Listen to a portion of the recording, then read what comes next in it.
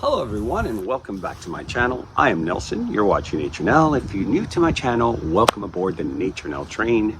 I am bringing you today my favorite of all favorites, what's in bloom, because I get to share what's blooming in my beautiful greenhouse. And I have lots to show you, not just the blooms, some little projects that I was working on, and also some things that we did around the garden.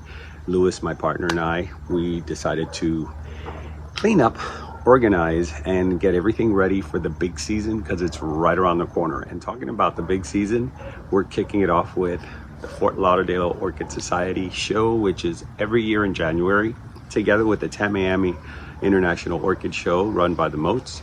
But let's talk about this shirt. This shirt is awesome. I'm wearing it today because it's very light and it's kind of sunny and warm. It's actually warmed up a lot, so it's a perfect shirt to be wearing today. I love the design on the back. Has a beautiful design. So if you guys want to know more about this show, stay to the end of the episode. And I put all the shows that are upcoming in my surrounding area. I sometimes put shows also from West Palm Beach and Boca and Apopka, Orlando. So if you guys are hearing me and you're running a show, send me an email or send me Instagram image of your promotion, and I'd be more than happy to put it at the end of my episodes. Savannah wants to make a guest appearance. She's always camera ready. Anyways, guys, I'm not going to take too much of your time. I want to start with the blooms first, and then we'll go on into the garden. So without further ado, let's go look at some blooms. Right, Savannah? You ready? Come on, little girl. Let's go look at some blooms. Let's go look at some blooms. Oh my goodness, we're gonna look at some blooms. All right, everyone, let's start right here in the front. It's a nice, beautiful blue sky, no cloud morning. Very quiet, like I like it. And we're gonna start with this beautiful mount right here that was given to me by none other than Dave of Morning Star Nursery. Why do I say Morning Star? Morning Dove Nursery. And this is his favorite dendrobium in the world. We still call it Cher's Dream. And it's giving me a lot of spikes. It's Dendrobium and Cattleya season. And they're truly being abundant this season around. Just a gorgeous dendrobium. Look at that, how pretty it is. Now we do have a cross for it.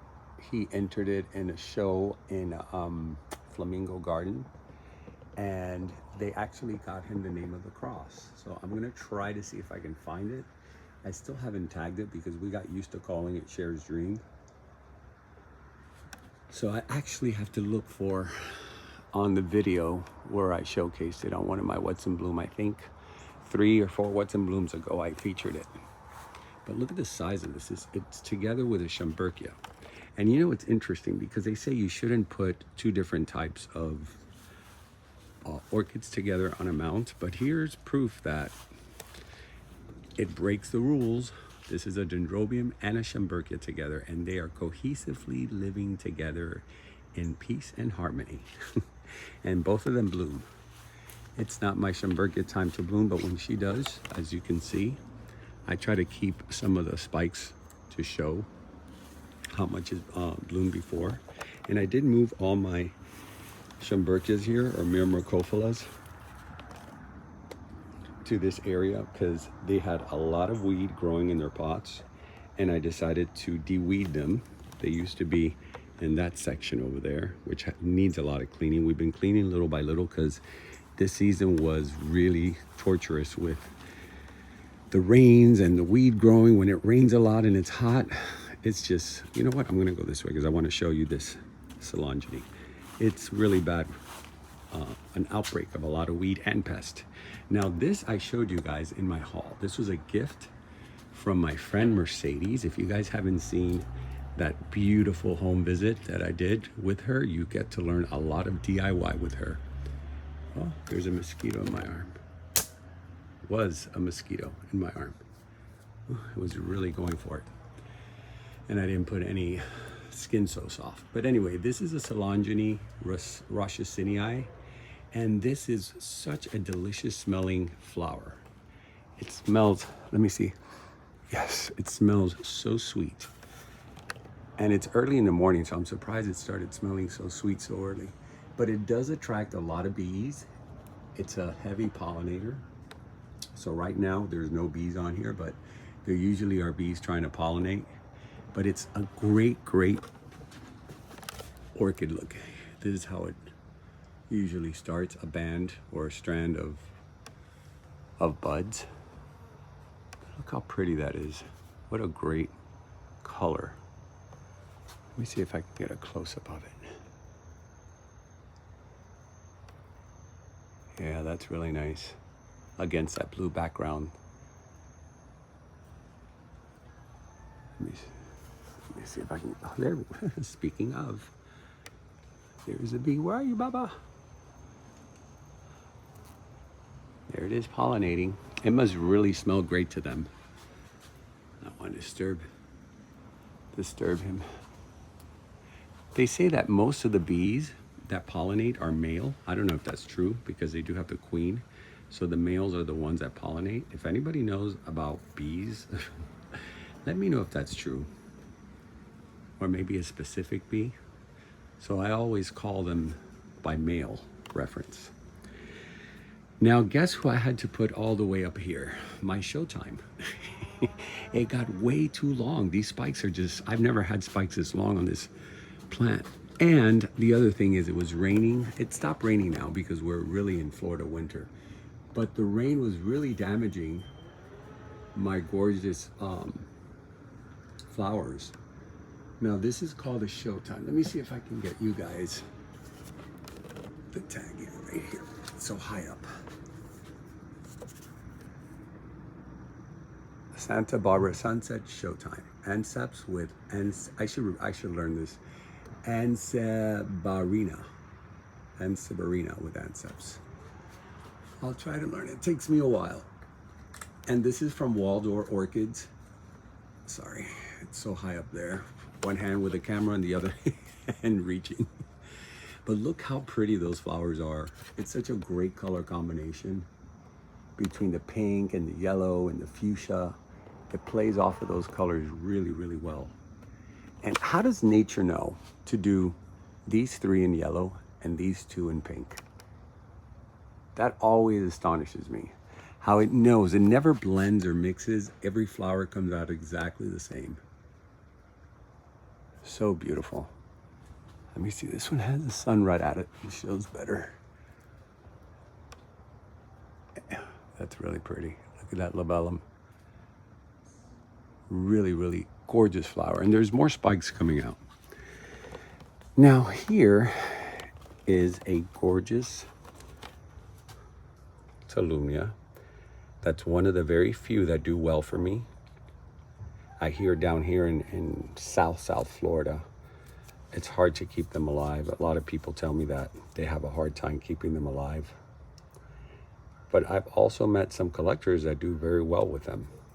So I don't know if it's location or they have a secret to keeping them alive. I don't know what it is. But this one is on tamarind wood, which I have a tree of tamarind. I'm sorry, not tamarind, guava. I have plenty of those. And it seems to really like living on a guava branch. So when we start cutting back our guavas, I'm going to keep some of those branches and try more Tolumnias and see how well they do. Because look, it just keeps on giving more and more buds. It has another spike here. So it really does love that that mount. And then this one hasn't given me anything yet. It did bloom already, but it lives on a cork and it does well too. But those are the only two Tolumnias that have done well for me. Everything else has kind of died off, unfortunately. And I do love them. They're like candy to me. Now, speaking of Dendrobiums, this chocolate antler, this coming December and January, it's going to be a super show. Look at this. How many spikes this is giving me. Look at that. And they're all trying to go out to the sun. So you know what? Dendrobiums do like the sun a lot. It's just you have to kind of acclimate them to it. Now that doesn't mean every single Dendrobium likes the sun, but these long cane ones tend to do well. Now they do, like in this one, they do fall off. The leaves kind of fall off. They'll still give you lots of spikes. Some dendrobiums actually do way better when the leaves come out, well, fall out. Like the anosmum, it always drops all its leaves and it gives you a show of flowers. This one, the chocolate dendrobium, fortunately, it does a lot of blooming without having to drop all its leaves. And I love it because, now this here is not chocolate dendrobium. This is a different dendrobium, but this here, this is all the chocolate. And I got this at Udeli's years ago. Nelson, why do you always exaggerate? It's not years ago. It was like 2.5, maybe 3 years ago. It just feels that it was a very long time ago because it was when I first started filming at Ophi's. So it was like right after the pandemic. That bee is determined to be on film the whole entire time. Now it's over here where the dendrobiums are. Now, if you saw my haul, you saw these beauties. And I want to showcase them again because number one, they're beautiful. This is, let me see if she, oh, it doesn't have a tag. This is the Amazing Thailand. And it's one of the most incredible orchid flowers. First, it has these amazing flares. It's recognized for those flares as well. This is starting to go already, see? But I've had it here for about 1.5 weeks now since I did my haul. I think it's like 1.5 weeks. Time flies when you're having fun with your orchids. So anyways, this was a very huge Cattleya that I decided to get from Vicky's Orchids. And I fell in love with it. You can't beat the price on these. She was selling these for $80. I don't think she has any more of this size, but she always carries big Cattleyas because she does buy them from other vendors and then grows them in her greenhouse to these sizes. So she is like sort of a pseudo grower. She does very well because I mean that's a nice size. And for her to be selling these at $80, you know she didn't buy it at this size. She needs to make money. So she probably grew them to this size. And I've been to her nursery, which I told her I want to go back in spring. I want to start doing more nursery visits. I used to do them a lot around here and I kind of got too busy to continue doing them. So I want to show you guys the amazing Cattleyas that she has in Schomburgk's. They're just huge over there. Right next to it is from Camila's garden. This is just, right now, I would say this is my obsession.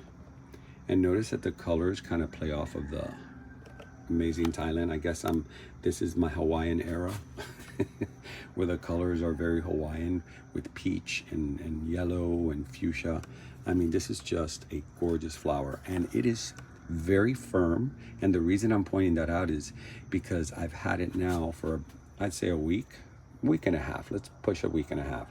And that flower is still very fresh. Let me see if, oh my God, that fragrance is everything. It's so good. And it did sell me on the fragrance, but look at the price. I didn't even take the tag out. $45 for that masterpiece. Just a gorgeous, gorgeous, gorgeous flower all around.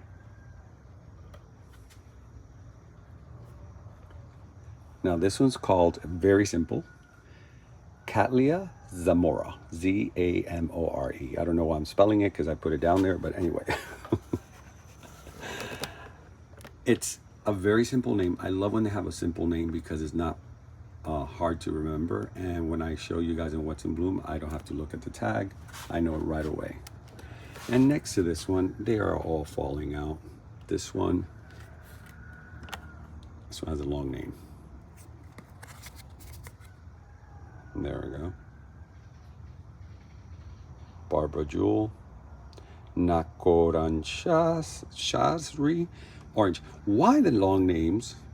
Why the super long names? It's just so hard to, and then it's not just one name, it's like one name with another name and then another name. It makes it so hard for most of us to remember. So anyways, this is just a very pretty flower. It's on its way out, but I also got it from Camila. It was full. If you want to really see its full beauty, check out the haul, and it's all in there. Now, before I show you the blooms, I want to show you what I did with my rack. If you saw my haul, you see, this is a better. If if you saw my haul, I talked about this rack. My friends were here, the guys that we hired to do certain handiwork, and they drive this big truck, and sometimes they either throw away, they pick up dump trash and throw it out, like if you need to clean out your yard. And apparently somebody wanted to get rid of this, and they had it in their truck, and it was right out. Oh, please don't start barking. He has been barking all morning. I was waiting for him to stop. My next door neighbor's dog, when he gets started, he doesn't stop. They had this in their truck, and I had just arrived from the Orchid Circus. And I'm like, are you guys throwing that away? And they're like, yeah, we're throwing it right now. We're going to a dumpster. And I go, no, you're giving that to me. I go, can I please have it? They're like, you want it? Perfect. And they were happy to get rid of it here. They didn't have to go all the way to the scrap metal place. So anyways, it's a very heavy industrial one. It's not like my black ones. This one's super heavy, and I enjoy the fact, or should I say, I like the fact that it's heavy, because you can hang a lot in here and it stays stable. It doesn't move around, it doesn't tip over. Now, I ended up putting most of my mounted orchids here, my Dendrobiums, my species given to me by Sierra Madre. They always gift me a species, and I gotta tell you, they do so well here. Everything they've given me is doing really well. They gave me this one, they gave me this one. Let me see. Guess who I hung here? This is my friend's, I wonder what this is. I hope it's not getting water rot, because I have been watering every day because it's been warming up a bit. You'd think it'd be getting cooler, but no, it's warming up a bit. So especially my vandas and my mounted orchids need to be watered every day. So if you guys have vandas, make sure you water them every single day. Make sure your roots are green like this. You don't want them to be brown or beigey. They need to be a nice green color. Now there are some roots like these. This has been watered. This is not a vanda. They won't get green, but by the most part, they should look like this. That means it's nicely hydrated. Now let's start here in the front with the Mingus. Now this Mingus has become the group's obsession. We all pretty much have one. I think the only one that doesn't have one is Melissa. And go figure, she has so many, and this is the one that that I don't think she has. Let me get you the name. And I don't remember. I think I got this one at Smith, and it gave me 2 beautiful spikes this time around. Now it is a very sweet smelling flower. Not only is it gorgeous with those purple, I would say purplish cranberry freckles, but the fragrance of it is like a cookie. Oh my God, it's just so sweet. What a sweet fragrance. And if you guys like vandas, this is one to definitely have in your collection. It doesn't, oh no. This one doesn't grow very long roots. At least for now, it hasn't grown a lot of roots, which I'm pretty happy about that. But it is a stunning work of art. Just beautiful all around. Now here we have the mounted lime. Oh, please don't start. He hears me. Let me see, yeah, I'm probably gonna have to stop for a bit. So anyways, this is the lime stars, or lime sherbet, key lime stars. There it is. And it's always blooming. And unbeknownst to me, Terry said, yeah, I always knew you had 2. I'm like, I didn't. Here's another one, but look at the difference. The leaves on this are thinner and longer, while these are much wider. And then the flower on these are pretty big. But this one was just in bloom, but now I notice it's giving me more spikes. You can see right there. They're thinner, more dainty, and not as big. So it's interesting how they're both the same, but they differ in so many ways. But it's an all-around great Brassavola hybrid. I believe it's a Brassavola nodosa crossed with, is it lime sherbet or key lime stars? It's one of those. I always confuse those two names. You know, my ADD is for real, guys. It's not just a metaphor, it's clinical. So wanted to show you this again and again and again and again, because this dendrobium will bloom for you for months, and the flower just keeps going and going. This is the famous samurai, Dendrobium samurai, and it is a absolute beauty. Let me see if I have, my cats are like running around, I can hear them. You know what, I'll just put it in the bottom. It'll be too much work for me to try to find the tag. But anyways, this is one of those dendrobiums that you see a lot like on magazine covers when they're talking about orchids, because of its crazy curly petals, and it's also fragrant. This is one of the few antler dendrobiums that actually has a nice fragrance, a subtle, sweet, nice fragrance. Now, when you guys see this is a perfect example. I was explaining this before. Do you see these spots? That's too much magnesium. I did end up adding CalMag to my mix without realizing I had already added the Epsom salt because I was in a hurry. Never feed your plants in a hurry. That is, if there's an advice I can give you, that would be it, because you will make mistakes. And I overfed magnesium, and so it got spotty, but the plant's okay. Now, this is a Dendrobium Blue Twist. I got this from Josh from the Orchid Den.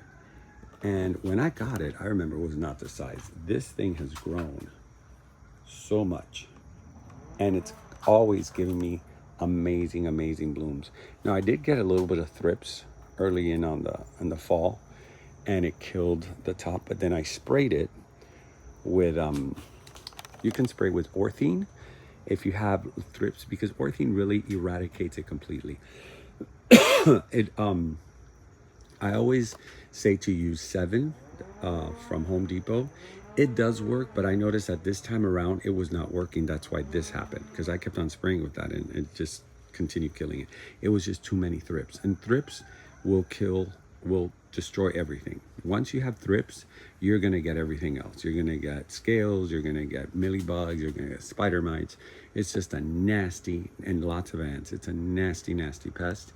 And it sucks. It goes inside your flower and it just sucks the life out of it. That's why most of the time you don't see it, because it loves dark places. So you have to be careful with them. Make sure that you're always observing your orchids. Try, if you can do it on a daily, even better. But I always say observe your orchids and absorb the information because it will destroy beautiful blooms for you from your orchid collection. I really do love this Dendrobium. And it's just, again, a simple name, not hard to remember. My God, it's already 21 minutes. How did we get here? How did we get here? Let me hurry this up. Now over here we have the Ben, is this a Ben fragrance or the Ben Mana something? Yeah, Ben Myanmanus, which is Ben from Banyang. That's his actual full name. And I love this Vanda because I do love green flowers, and this has green with purple. Like, hello, no brainer when I got this. And the fragrance is just sickening. Incredible, incredible fragrance. I'm gonna try to speed it up a little bit because there is a lot to show. This Vanda came from Crawlsmith. I remember getting this at the fall show. Not the fall, the spring show last year.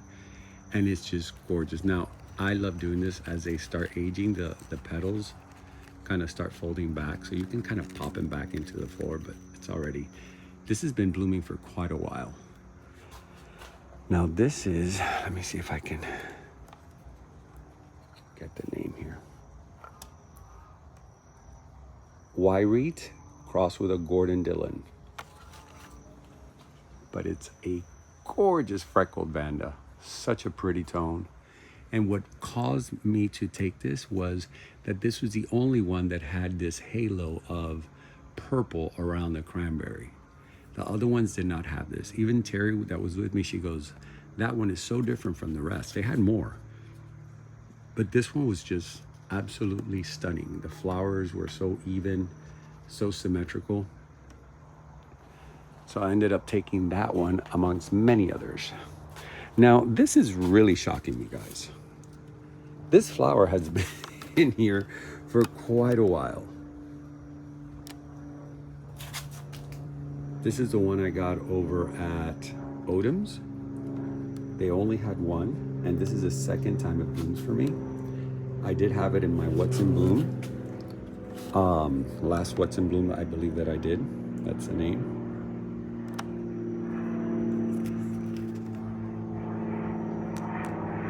So you guys want to see if he has more, but Odom's has really, really nice cattleyas. If you want to see more about this, go to my last What's in Bloom.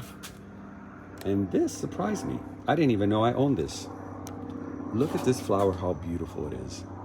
Again, nature giving these a solid pink and then this an ombre. So it's a perfect balance.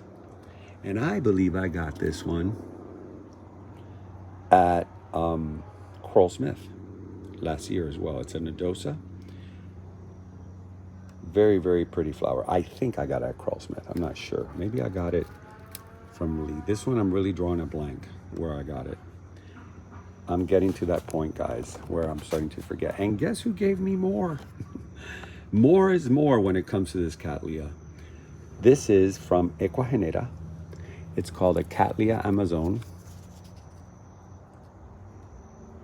And I got this for $12.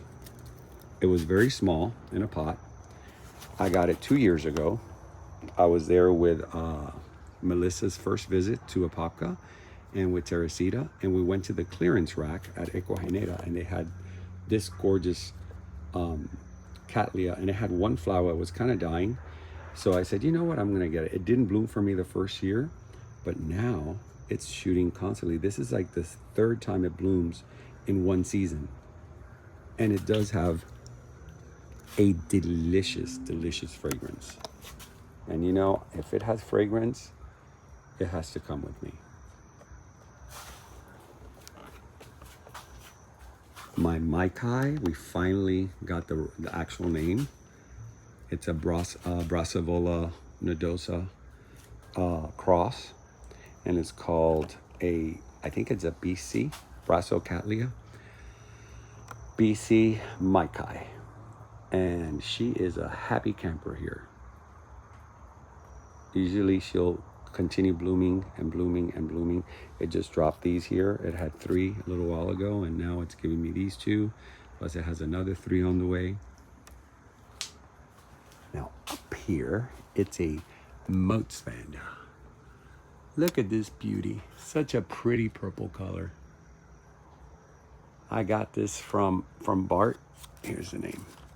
I believe this one's named after his wife, Karina Moats, and Mary Moats. Now, if you guys know the Moats, Mary Moats is the wife of Dr. Martin Moats, who is a super sweetheart. She is such a sweet lady. And this one has Vanda Violetta, which is a gorgeous Vanda, and a Mary Moats. So they called it Karina Moats. So it's a very special Vanda. The ladies of the Moats family, not including the daughters of Bart Moats. But this is a gorgeous, gorgeous flower. Look at this, how pretty. And what I love about the Moats Vandas, guys, is the fanned out shape and the short roots. It doesn't really become such a nuisance in your greenhouse or in your space. It really preserves a lot of that space to add more. Like I do here, see all these are spiking. These are also Moats. There's more spikes there. But look at what I have here. I always forget the name of this. I used to have a tag for this, and I always call it a Rebecca something. It's not. But I will put the name under there. There's a helicopter landing in the backyard. Look at the size of these flowers. It's a bulbophyllum. And I got this at RF.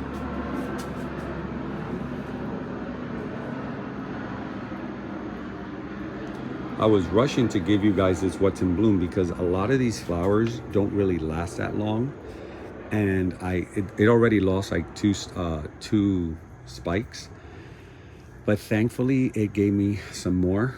And so now I can show you this gorgeous chandelier of funky looking prehistoric flowers. I think it's Elizabeth Ann. I think that's the name. I think that's the name, Elizabeth Ann. There's so many different female names on these orchids that you start mixing them. But I love this piece. I love getting stuff at RF because their stuff is like almost like specimen size when you buy them. Like this Smiley that I have, and it's starting to drop all its leaves. You know what that means? We're gonna get blooms. And Michael of RF told me, you can keep them with a lot of leaves if you water it a lot and you keep it, but if you kind of give them a little bit of what do they say, neglect, and it starts dropping all the leaves and you only have the sticks, it gives you way more blooms. So it's almost like, okay, do I want it to be this pretty all the time and only give me 2 or 3 spikes? Or do I want it to be shaved down and give me like a bunch of inflorescence? So I'm not neglecting it completely, but I'm not overwatering it or over caring for it. So it just started to release all its leaves. So I'm gonna see if his theory is correct. I know it works for him. Now let's see down here if we have anything. I don't think we have anything here. We have a lot of things in spike. We have this one, but it's not even, this is my Josephine Vambrero, but I'll show you that in the next What's in Bloom. It's not really. Now this, unfortunately, it doesn't last long. This is a Medusae, Bulbophyllum Medusae, there's the name. And it was really cool. I wish I would have had time to record it, but you know, we're in the heavy season. So at work, I own a salon for you guys that don't know. And we have been really, really, really busy. So I haven't had time to be back here recording, but I did, at least we get to see a little bit of it. This only lasts about a week max. And I noticed it like when it was already opening. So unfortunately, I wasn't able to get you guys a nice video, but you know what I did get a video of? This monster. This beautiful Queen Cattleya. I call her my Queen Cattleya because she's so big. Oh look, this is not its blooming season, but for some reason it's been blooming for me. I did record the last blooming that happened about a week ago. The flowers are down there now, but if you take a look at my inset, you will see how beautiful these flowers are. It's such a beautiful bubblegum pink with that yellow. That's a combination that I really, really like, the yellow and pink. But the pink in this is just so bubblegummy. It has such a great saturation, and it's a beautiful fragrance. And I've had this, I created this myself, the chandelier, which I want to do another one with Moats Vandas, hopefully very soon. And it just, when it blooms, it's just a burst of color. Now, I'm a little bit worried that it's already shooting buds, because that probably means that in spring, I'm not going to get as many. Last spring, I got 22 flowers. I don't think I'm going to get that many this time, only because it's been blooming sporadically. But as long as it's blooming, I am happy. Let's cut through here. Now, I am going to be doing, hopefully, if time permits, I am going to be doing a video at the Moats. And please be on the lookout for that, because it's going to be a very interesting video. I don't want to tell you a surprise, because if it doesn't come out, or I can't, not that it doesn't come out, if I don't have the time to do it, I don't want to disappoint you. But if I do, you're going to be so happy. Anyways, this is from J&J Unique Orchids. That's the name of this award-winning, it's the Crown Fox, Yen Crown Fox.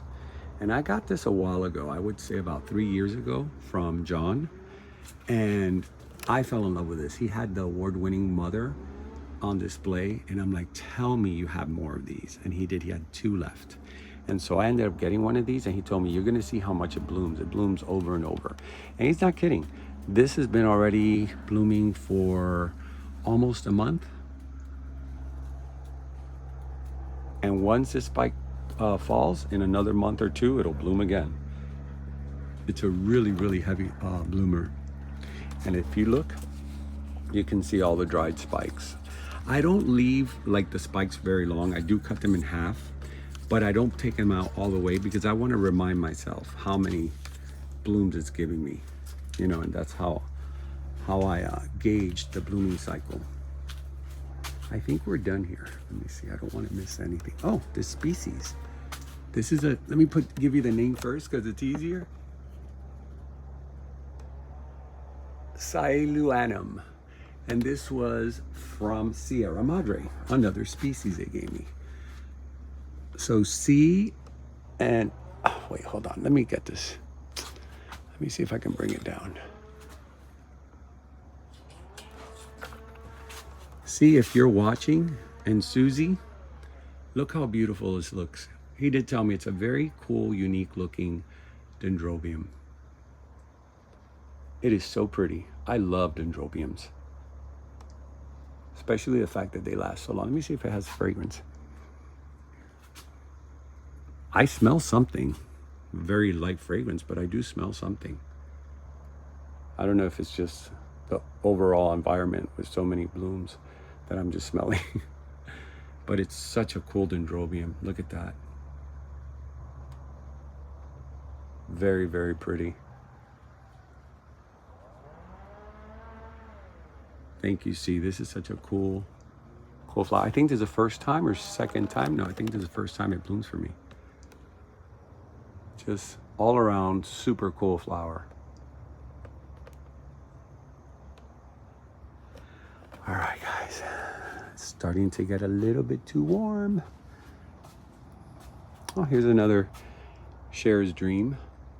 This is a smaller piece that he had given me, and I think I put this one myself on this on that mount. Oh, I won't forget you, my yellow bird, who's giving me more spikes. I can't wait, because this is another flower. If you guys are into orchids, because I know a lot of people are like, oh, I like the orchids, but the flowers don't last. Well, this will last for months. Like this one has been already, I think, in 3 What's in Blooms. This is going to be the 3rd one. And it's bringing me now some more. It did take a while to acclimate to this beautiful sconce pot that was given to me by Hotsana, a viewer of mine. And I got this almost 4 years ago, this yellow bird, from my friends at Brethren Orchids. And it was really tiny when I got it. I think it was something like this when I got it, in a small little pot. And when I transferred it to another pot, it was doing really good. It started like blooming a lot. And then I transferred it to this pot, and it was not very happy at first. But you know what? It took well. It's got a lot of new growth happening. And now it's finally starting to shoot several inflorescences, because it would only shoot one. And I was like, man, you used to bloom for me so much. Try to, what happened? And I figured out that, they just don't like to be disturbed. Once they're established, it's like they really don't like to be disturbed. So when you're gonna move them, best bet to move an orchid, don't be afraid to just pull it out of the pot the way it is and just insert it into the bigger pot and then fill it with the medium. Try not to move the roots, or in some cases, you could actually put a pot within a pot. I've done that many times and it works beautifully. They don't mind that at all. Now, I did get an email. I don't remember the person's name, and I haven't responded because I get a lot of emails from not just viewers, mostly from people who want to collaborate, for products. I don't mind collaborating, but honestly, I'm not just going to collaborate to get free stuff and money. I collaborate with people who I feel it resonates with the brand of my channel, and it's going to be beneficial for you guys because I'm going to be using it as well. But I get every day, I get emails about, I just got one today for gaming. What does that have to do with orchids? I don't know. But why would I even take it? I don't want free games. I don't want any game machine. I don't care for gaming.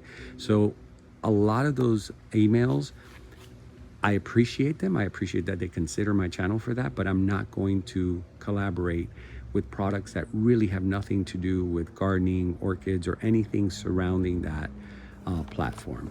So it takes a lot of reading. I have to go through a lot of emails, and sometimes I don't have enough time to answer them all. This thing is always, not thing, you're not a thing, sweetheart. You're a beautiful Hoya. This beautiful Hoya is always giving me flowers. I will put the name there, Ukulata. I always say Ukulata, but I think it's Ukulata. It's a species, has beautiful little yellow banana flowers. Now, this viewer of mine, I believe she's moving away and she can't keep her orchid, her Hoyas, so she wants me to adopt them. And if you are listening, I normally don't adopt Hoyas or because as you can see, I have plenty. And the ones that people offer, I probably already have. And Hoyas do grow very big. But since her story really touched my heart, I would be more than happy to adopt your Hoyas. I will add him here to my trees. Maybe I'll put him in some of the trees. And they grow very well in here. So I'll try to get back to you so we can figure out, are you going to ship them to me? Because she's, I think, in Arizona. I can't remember now. But anyway, she is either relocating or she's not able to care for them anymore. And I understand you want them in good hands. So I will definitely adopt them. Hopefully I can get back to you sometime next week. Now, I want to share something real quick. I've been doing this lately. This is what I was telling you guys. Now, I've had to put these together because I did them all and I didn't leave one for a sample. These are called garden staples by Vigoro. Vigoro is a brand that does all kind of gardening stuff. And I've had these for a while. They got a little rusted, but no big deal. Get yourself a pair of really good wire cutters. Cut them down to about this size. Grab a hammer and you're going to put it over, let's say that this is the cane of your orchid. This is a tree bark. You put this over here, you hammer it in. That's it. It is the best system that I've tried that actually holds your orchids firmly. And the reason I'm showing you that now is because I'm going to go to the trees and show you what we've been working on. Now, I did do a lot of cleaning in my greenhouse. I had spoken to you guys about how many of them were not doing too well in their pots. Some of them were kind of old. Some of them had gotten pests. I did bring them back, but they were too weak. I put them on my trees. If you keep them on your pots, chances are they won't do well. This one was not doing well at all. It was a beautiful dendrobium. It was down to this, and look, it's already at here. This is before I discovered the staples for the trees, and it's giving me a little cakey. So all these right here, I just put on these trees. These are Cattleyas and Brassavola hybrids. This one I actually used the old thing, but here we go. I'm going to show you. See the staple right there? Look how firm this is. It almost looks like it's been established there. It's only been there for a week. Look at this one. See, it doesn't move. So guys, I highly recommend that if you're going to start putting things on trees, use those staples. It is so easy. Look at this vanilla. How pretty it looks. I put it there. I didn't think it was going to take off, and it actually loves it there. I had just planted it on the ground. This was a gift from Mercedes. Mercedes, esto fue un pedazo que tú me regalaste a mí de un cesto más grande. Y la puse aquí, mira. Era una que se partió. This one actually broke off from a larger piece that Mercedes gave me from the home visit. Not from this home visit, but from the last one. I think 2 home visits ago. And I said, you know what? Let me just put it on this tree. And it just took off. Now let's go back here because I am so proud of how this turned out. This is my Vanda / Dendrobium tree. On one side, I did Vandas. Now all these Vandas are from moats. And the reason I like putting Moats Vandas on trees is because they love it. Moats is not that far from me, so it's the same environment, same temperature, same everything. And they do really, really well. As you can see, it's starting to shoot spikes. Now I added this one. Here you go. Here's that staple again. Very firm, doesn't move. The old way I would get tomato tape, which you can use, but it's a little bit more difficult to do because you have to wrap it around. You need a second person to hold it before you knot it and hold. It's a lot of work. When you do the staples, oh look, this one was supposed to be in there like this. I'm using that as a sitting anchor.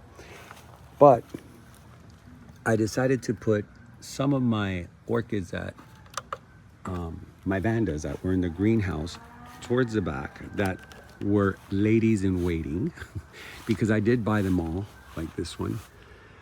I did buy them all to put them on trees, and it's one of those things that you put it in the back, you forget about it. And so since I got into this project, I said, you know, let me take advantage, take them all out, start putting them up, and it just turned out to be so pretty. I can't wait for this to really start blooming and taking off and showing off. And now, if you see vandas like this that have very thin leaves, that just means they love the sun. So these very thin leaf vandas, I love putting out here because they can handle that full sun up there. And as you can see, I have several tree branches. So it's not like this hot, heavy sun on top of it the whole day. I was gonna say 24/7. The whole day, it fluctuates. So you get some sun, some shade.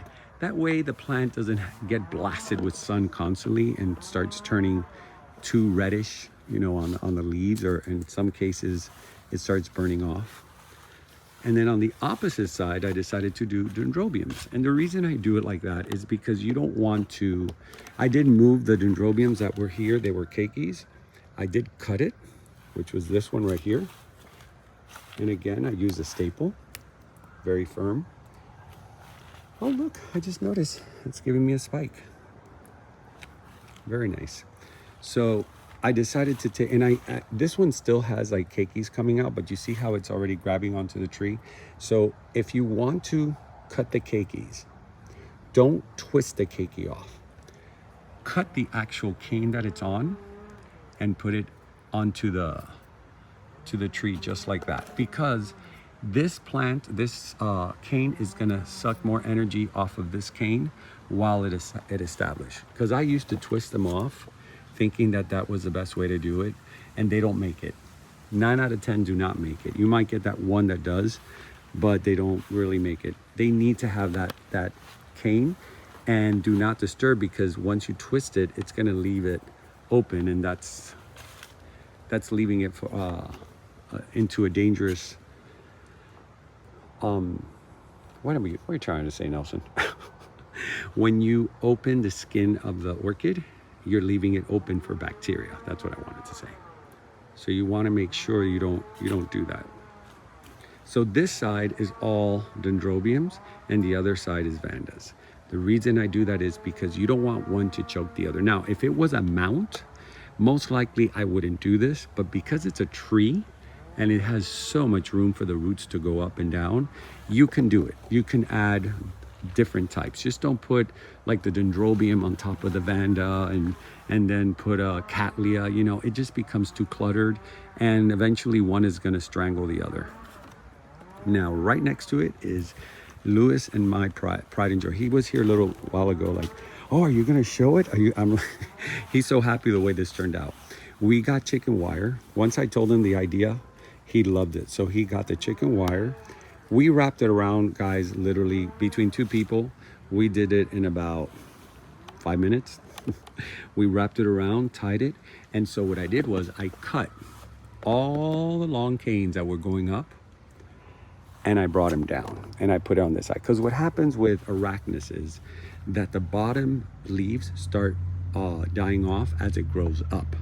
So what I did was I covered all the dry canes, right?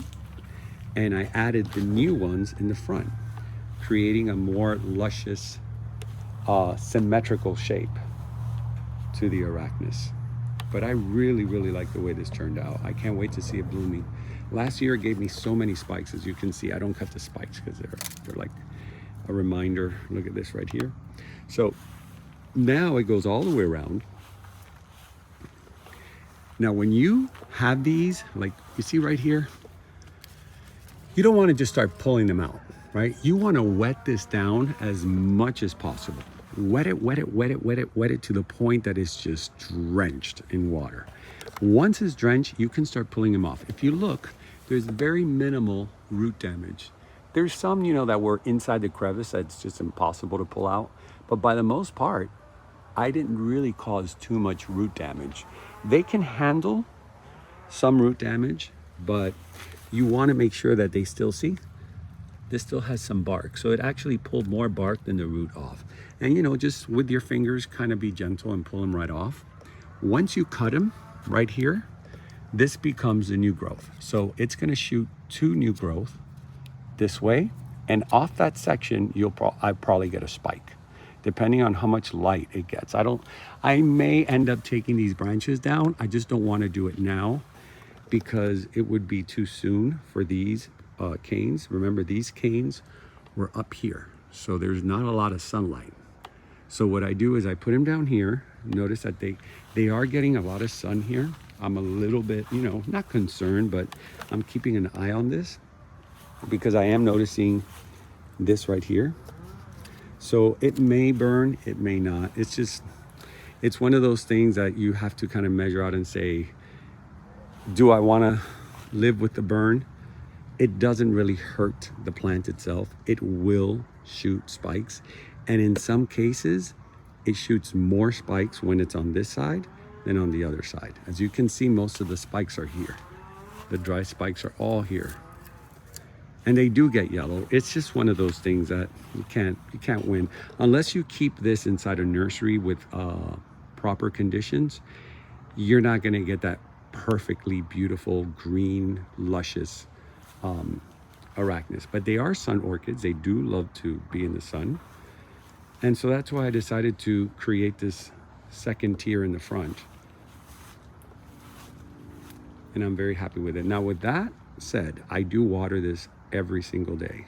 As soon as you do that, you have to water, water, water, water to the point that your hands get tired.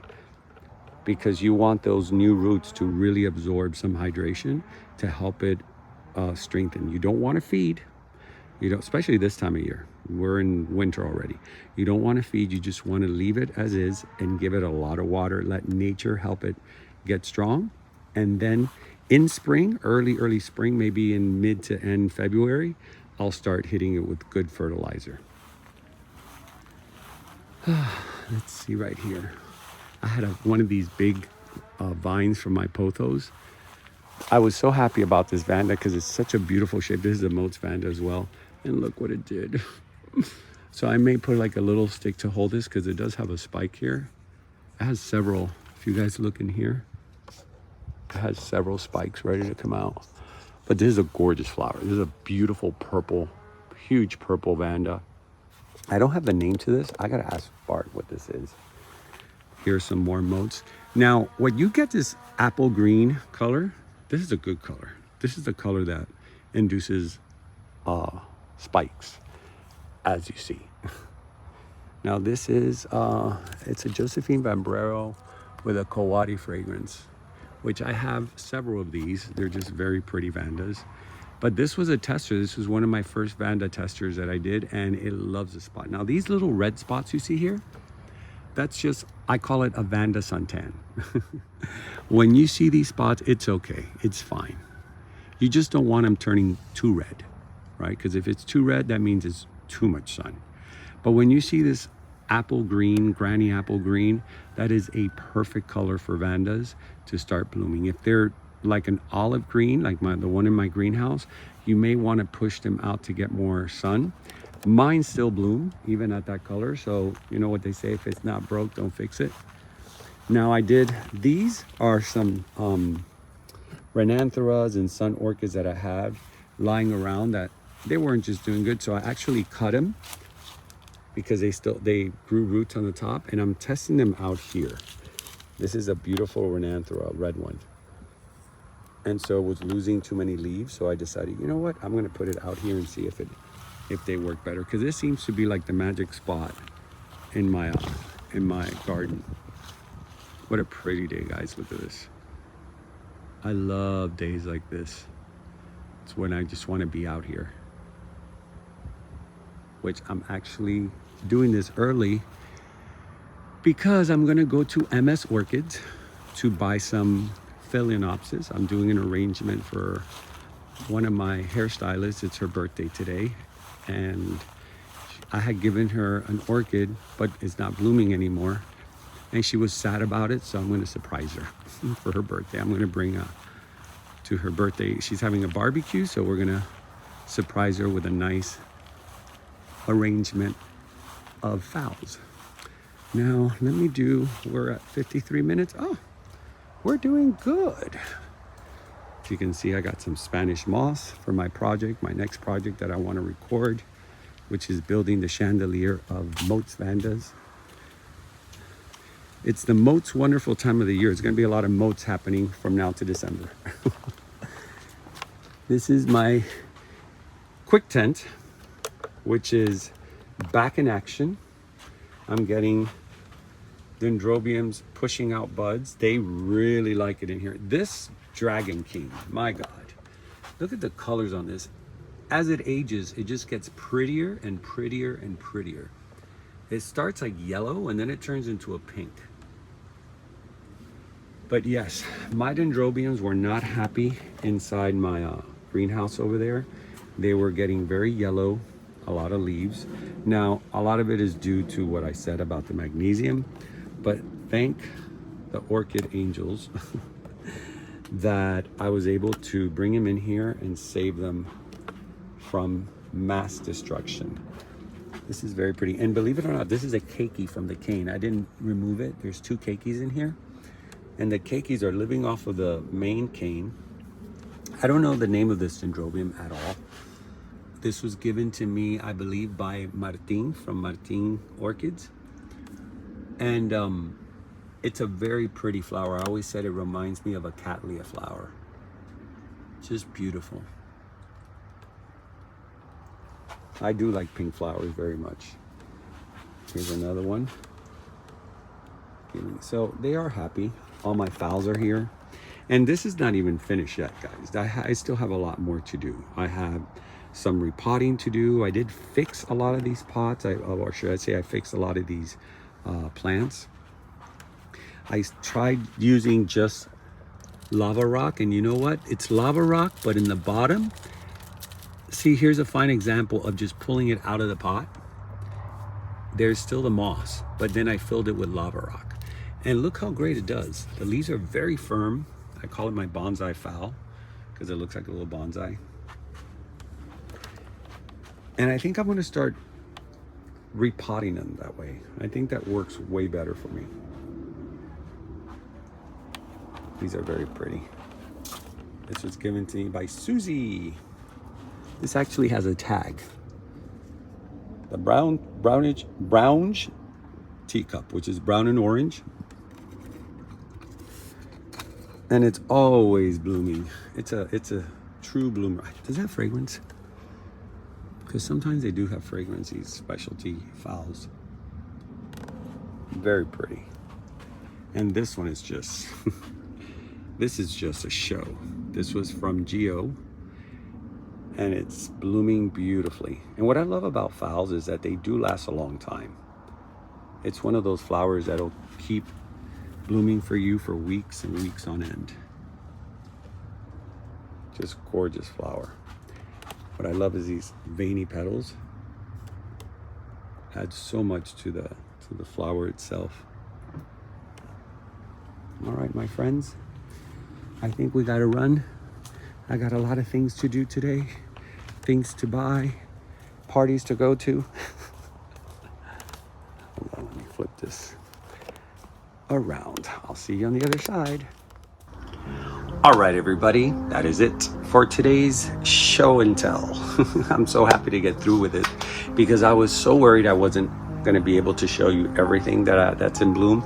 And I know it's kind of hard to show every single flower. There's more flowers that I did not show, but more or less I show you the main ones that have just opened and the ones that have been open for quite a while. The reason I double dip on those is because I just want to show you guys, my viewers that have been following me, how long that orchid will bloom, which is a great sample of just going back and seeing when it started opening in my previous What's in Bloom and how well it ages.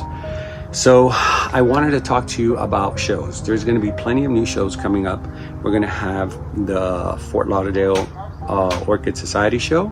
We're going to have the Tamiami show all in January. And then in March, we're going to have that wonderful, wonderful, amazing Thailand show by Pam that's done here at the Buddhist temple. That is a must see. Number one, it's a great place to go to. It's so zen-y. Once you walk in, it just feels like all your troubles are left behind. Everyone was like, I don't want to leave this place. It really feels great in there. Everything is very peaceful and quiet. And then just walking through all those vendors and watching all those beautiful flowers, great. And it leads you right into, well, first of all, it leads you into what I love, which is Thai food. I love Thai food. And then you can go see the temple. The temple is very, very amazing Thailand. You know, the temple is very beautiful to see. It's got some great architecture, and it transports you to Thailand. So I did speak about a beautiful organization called Paws for You, which I rescued two little doggies that showed up on my property, and they are doing wonderful. By the way, they're grooming them, they're getting their shots done. I've been trying to stay informed by that. Terry has been helping me with that. They haven't been up for adoption yet, because this organization, they go all the way before they adopt. And I think that is a wonderful thing. Not many people do that. The fact that they fix them, if they need to be fixed, they groom them, they give them their shots, they put the chips in them. So they do everything that could cost you hundreds of dollars. And so instead of spending all that money on a doggy that you're buying, why not adopt a dog who needs more loving? And I always say that the dogs and cats that need adoption are more in need, because why do we need to breed more dogs? There's plenty on this planet to adopt. And I'm going to put some photos here of what they have now for adoption, because I was looking through it, and I got to tell you, if it wasn't because I have so many cats, I would be adopting not one but maybe 2 or 3 dogs. But I have too many cats, and I need the cats here. The reason I have them is because we have fruiting trees, and that attracts a lot of iguanas, which eat your flowers, and rats. And I have 6 cats or 7 cats outdoors, and they keep it so clean here. They keep it clean. They don't I don't see rats here anymore. Well, I do see the rats, but I see them dead. They bring them as gifts, and I'm like, oh, thank you. But that's why I have so many. My mom and my dad also had many cats here, because we tried in the beginning with no cats, and we had a rat infestation. It got really ugly. We had to call exterminators. It just got so out of control because they come in droves for the fruits. But once we got the cats, they're gone. So I rather have the cats right now than dogs, since dogs won't even bother with the rats. But anyways, these puppies and kittens that are up for adoption, if you guys want to adopt one, please do so, because they really need a good loving home. And it breaks my heart when I go to these places and I see them and they're so loving, and it's almost like their eyes are telling you, please take me home. But this place, Paws for You, they have great volunteers. If you guys want to volunteer, they have a volunteer program. You can be a dog walker, you can just help assist inside the facilities. You can wear their t-shirt. That's really nice. It's a great place. I visited for the first time. Teresita actually volunteers there. Now she hasn't been volunteering too much because of her promotion at work. She really doesn't have the time she used to, but she used to volunteer. That's when I met her. That's the place that she would always have the shirt on. So if you want to volunteer, if you want to adopt, and if not, if you can donate, because that money goes straight to all those things that they do for the adopted dogs. It really helps out. So anyways, I said I was going to sponsor them. they don't even know. I think they just found out. Teresita told them that I was putting them on blast. But I'm doing it because it's a great organization. They deserve it. They don't pay me at all for this, and nor do I want them to pay me for this. I would rather them use the money for that. So if you guys can help, please help out. It really helps give these little creatures a good home. Also, if you haven't ordered your t-shirt, what are you waiting for? Because those shows are coming, and I truly want to see you guys wearing those shirts. I want to take pictures. It's going to be so much fun, because my whole Orchid group, we all wear it, and it causes so much commotion. It's so much fun to wear them. It's just become like a trademark of the Orchid platform. And so I would love for my viewers to be out there wearing those shirts, and when I'm out and about, I can take pictures. I've decided to pretty much only film the pre-shows. I think they're way more effective. You guys enjoy them better because there's no distraction, not a lot of noise. I can show you what they have, what the vendors have, and then you can, I release it that night. It's not heavily edited, so I can release it the night before, right before the show starts, and you can already go with your list. You don't know how many of you have told me that you go with a list, and that even Mercedes told me, please keep doing that. It helps me so much because I have to take an Uber to go to these shows. I don't drive, and I don't want to be spending too much time all over the place looking for things and having to have an Uber late back. So I'm totally going to keep doing that. I've spoken to many of the organizers. They're on board with me. So that's going to be the new norm. And then it gives me an opportunity to go the next day to the shows without filming with Teresita to meet you guys. And that way I'm not, you don't feel like you're distracting me or imposing in my filming, and I don't get distracted by saying hello, because once I start talking, I go off and I forget what I was filming. All right, I think that is about it for now. I'm always forgetting something, but I think I'm gonna leave it at this because then it gets too long. So anyways, guys, I will see you in the next episode. I believe it's gonna be that moats video. I will surprise you. I'm gonna do before the open house, I will do a walkthrough, most likely with Bart. So Bart, if you're listening, you're tied to my hip on that one. And then I'm doing another moats video, but I cannot tell you about that one. It's something in the talks, and I am so excited about this. It's gonna be one great video. So maybe those are the next 2 videos coming up, unless there's something I do in between. And then there's the holidays, then there's January, and we're back in business. So thank you for sticking by. I am Nelson. You've been watching Nature Nell, and remember to always, always keep it green. I will see you next time.